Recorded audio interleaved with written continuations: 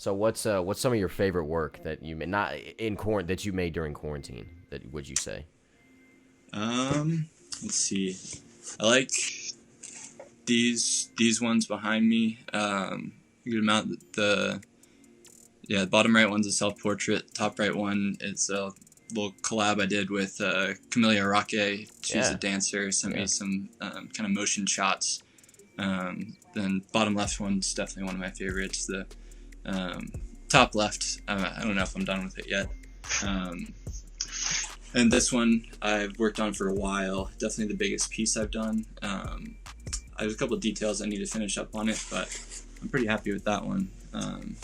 But yeah, I mean, I really like all of them. I do a lot of sketching, so I kind of, with my process for the paintings at least, I mean, I just sketch every day, and whenever I come up with something that I'm like, oh, I want to explore what that would look like on a bigger scale and like with the full color spectrum, and then I decide to go at it for the painting. So yeah, I'm usually happy with the idea before I start, and it's fulfilling to see it turn into something more tangible, I guess. Yeah, I mean, that's a creative process. You know, it's easy to get inspired most of the time, but then it's like, one time I took a class, and it was called the New Music Business, and it wasn't at school. It was in Nashville, and it was basically like teaching us like how to like really make money in the music business and what action, like really trying to prepare us, and it was really cool. And the professors in it were, one of them is a recording and mixing engineer, and the other guy is just like a entrepreneur, CEO, super, super cool guys. And he showed us like the creative process was like, oh, this is going to be amazing. And then it was like, man, this is terrible. And then it was like, I'm terrible. And then it was like, oh, this is actually pretty good. And then it was like, this is great. And that's just, I think about that sometimes, and that really is how it goes. Yeah, that's literally how it goes. Like, you know, with anything. But the piece with the that you just showed, that's right to your, I guess it's to your right. Yeah. You explained it to me when I went out to your studio, but can you tell us a little bit about like the inspiration behind that? Yeah, I don't know. I think it's probably the worst year in any of our lives for mental health, especially around people our age. Just being isolated, not being able to see others. I don't know, just the world didn't make sense in a lot of ways this past year, which is natural, and that's something that everybody has to work through. But I kind of just use the circles in the head as kind of a representations of thoughts, and the red figure, the thoughts are a little in disarray, and aren't kind of in seeing the unity in the world around it. And the blue one is kind of has a more, I don't know, can make sense of the world. And I don't know, just kind of a geometric representation of two different ways that I feel and have felt in the past, and just trying to use the more positive feelings to make the more negative feelings feel like there's a purpose behind them, at least. I remember when you were telling me about it, I didn't notice that the circles in the red guy's head were not connected, but the one in the blue was, because I was like, oh, I didn't even notice that. But that's pretty cool. It's kind of like, you know, it seems like the blue guy is consoling the red guy, you know, because he's kind of got, it seems like you were saying, he's got his world is together in a sense. I think that's super cool. And the colors are really nice. I like how the blue guy, like even his hands and his feet are blue. That's pretty cool. Definitely. Yeah, I'm big on the colors. Yeah. I like to fit them all in there when I can. I mean, just the like primary colors and just pure secondary colors kind of bring me very childlike emotions, and so do the geometric shapes. So that's a bit of the personal thought behind that. It brings you back to more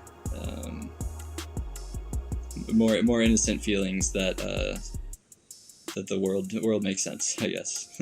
Really, that's super. I think a lot of people draw inspiration from other artists, and I love seeing what other people create. And I was really fortunate to just be able to see so many different people's approaches at all those art fairs and around the gallery growing up. The mathematical study of randomness and like unpredictable systems, and I mean, you can think of that as really almost anything in nature, like meteorology, the fluid dynamics of when you pour your milk in your coffee. It's never going to make the same pattern every time, and just things like that that seem unpredictable and kind of impossible to understand. And I think systems like that bleed into just like the human experience and how we see the world around us. A lot of times it doesn't make sense, but chaos theory is more the exploration of the underlying order in that randomness. And it's really interesting because it's usually based on a simple set of rules that are very dependent on the initial conditions of the system. And that's why its results are so different every time in all these systems. And it's really fascinating stuff, and kind of I became obsessed with it. And it just kind of changes the way you see the world. Like, I think the core differentiating factor between objects that arise in nature and anything that's man-made is a sense of fractal dimension and self-reference. Like, if you just think of a tree branch, like it's branching out in more and more directions into smaller and smaller branches, but it's really all the same thing, and that bleeds out into really any natural thing that you can think of. Like, if you're looking at the waves in the ocean, there's smaller waves within the waves, and in nature it's not a pure fractal. I won't get into fractal dimensions because I'm not a mathematician. I'm sure I can't explain it too well. That sounds insane. But yeah, I mean, like with a tree, the branches don't go off forever. They the system eventually breaks down into like an atomic scale. But there's something called pure fractals, which are basically theoretically infinite geometric shapes. And people might have heard of the Mandelbrot set, and it's basically just the same shape repeating itself on an infinite scale. Like, no matter how far you zoom in, you'll see the same shape. But there's also one, and that one's a little more complex. People would probably recognize it, but there's also more simple ones that you can see in my work that are kind of based on like squares and triangles and circles and things like that, which I like a lot, because I think that's really core to like some of your first memories and learning how to understand the world just through geometric shapes. And yeah, I don't know, it's basically a suggestion of self-similarity on an infinite scale, which I think is a good reflection of the world around us. I'm a firm believer that everything is the same, and you are the universe that you came out of, and it's difficult to see that all the time, but these theoretically infinite objects kind of give me like a simple way of reminding myself, like, you are what is, which is important to remember. You are what is, yes sir, yes sir. But yeah, that's I'd say that's the biggest inspiration for me, is trying to communicate those feelings and the kind of sense of peace that I get from understanding that a bit, and just trying to remind myself, and hopefully people that see my art, that chaos and order are just two sides of the same coin, I guess. We were talking the other day, you told me about NFTs, and you mentioned crypto art. Now, what is that? Because that sounds super interesting. Crypto art. I've got the cryptocurrency going on, but what is crypto art? Yeah, so I guess I should give a little background, because it's kind of a perfect unity of my interests throughout college. when I first got up here to Northeastern and was trying to figure things out, I spent the second semester of my second year in San Francisco doing this entrepreneurship program because I was like, oh, I could do business and make some money. And entrepreneurship kind of seemed like the most creative side of business, so I was interested in that. And I ended up working at a company in the blockchain space, kind of right after Bitcoin had a big year in 2017.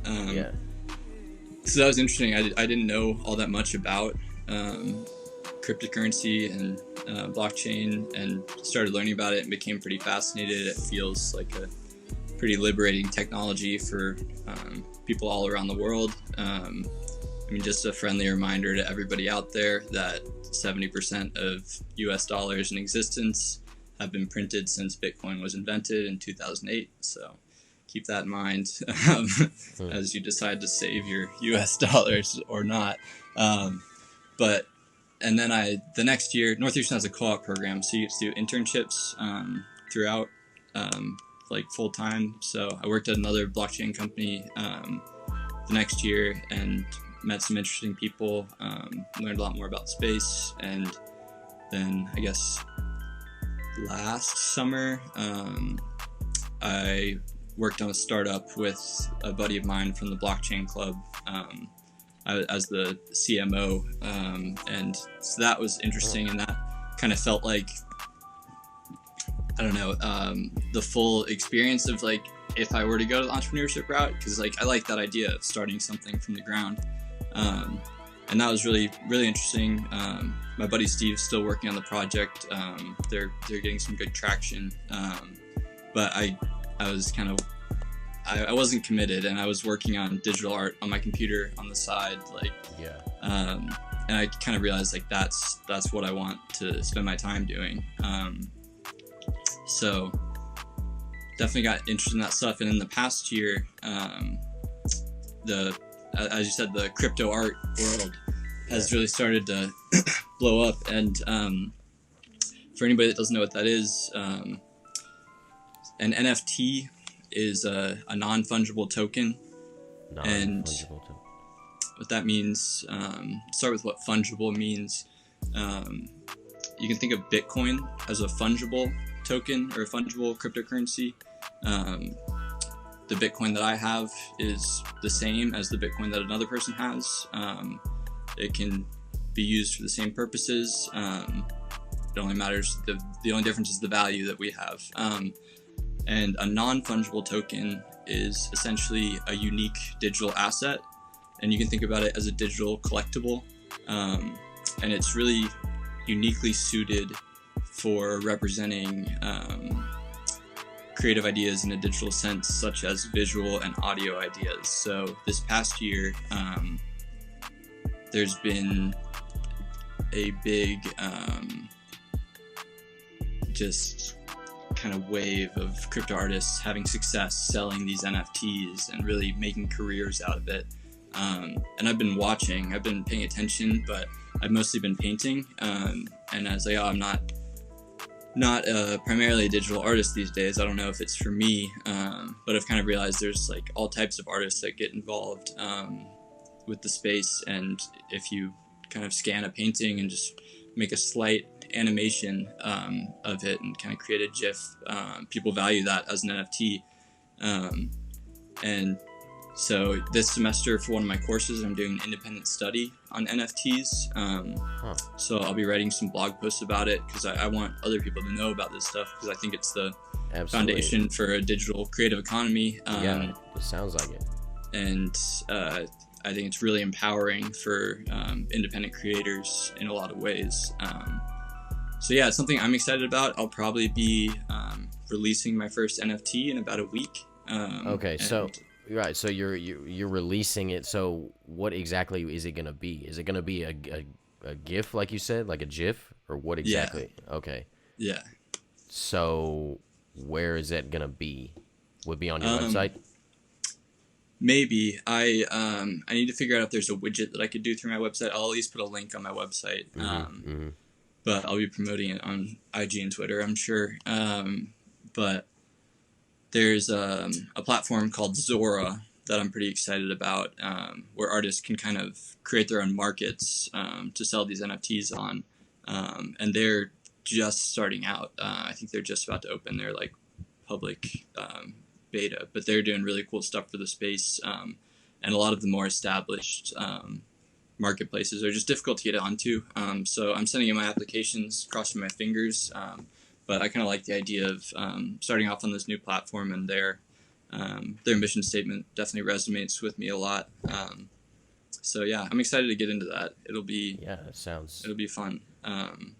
And just like the learning more about this and learning more about the metaverse and like virtual worlds that people are incorporating this stuff into, and the idea of having ownership of art or like even digital fashion in a metaverse is super interesting. There's these worlds like Decentraland and cryptovoxels that I've been hanging out in a bit, and you can just kind of walk around. So what a cryptovoxel? What is that? Cryptovoxels is the name of the metaverse. Metaverse. Wow. Yeah. Wow. So is it like an online like virtual world kind of thing? Yeah. And you can exactly like walk around in it? Yeah. And there's a ton of awesome art galleries. So one of my goals for this semester is to get my work up in a virtual gallery. Dude, yeah, that would be cool. So I'm really excited about that.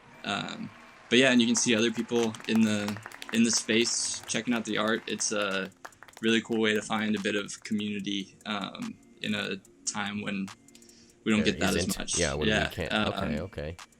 So that's been really cool to learn about, and I'm super excited about everything that's happening in that space. Yes. Okay. Yeah. So really, the idea of a metaverse is just like an alternative reality that has come out of ours that, in a way, like references ours, but is informed by the imagination of the people that create it. So the first one was probably something like World of Warcraft, where you're just like in this world that isn't the physical world that we're in, but you're with all these people around the world and having these experiences that are still real, even if they're not physical. So yeah, I'm excited for where that space is going to go. There have been a ton of cool events, like there've been like virtual music festivals and things like that. And it's only going to get more real as time goes on. So it's going to be really interesting to see where these spaces evolve into, and how much more accessible they become to people.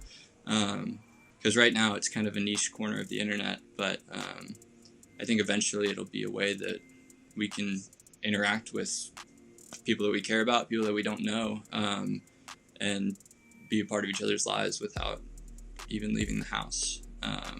And the art aspect of that is just really exciting to me. Definitely, if you're listening and you're interested, take a look. Hop on Decentraland or cryptovoxels. Those are two of the kind of coolest ones right now. But yeah, check out the art galleries there. It's pretty neat stuff. Totally. That sounds amazing.